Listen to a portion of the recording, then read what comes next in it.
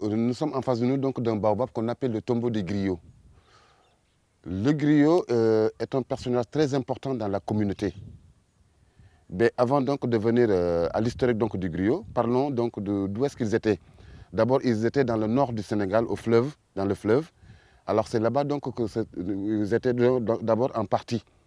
Et ils n'étaient ni musulmans, quand même, ni chrétiens, mais plutôt des animistes. Le terme griot est un peu dénaturé parce que le griot était un personnage qui connaissait tout le monde dans le village. Le griot, il connaît tout le monde. Il sait comment tu es né, il sait qui est ton père, le père de ton père, il le sait, il connaît tout, tout.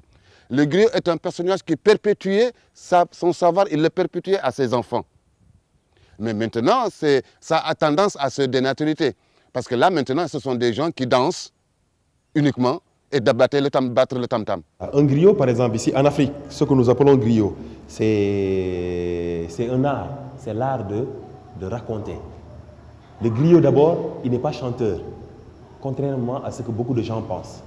C'est parce que souvent, donc quand il transmet son message, il peut le faire en chantant ou en voix orale. Un griot, c'est avant, lorsqu'il y avait la guerre. Hein? Lorsqu'il y avait la guerre. Les guerriers, c'est les griots qui se mettaient dedans et frappaient les tam-tams là, les tamas, les savars et tout, pour les encourager.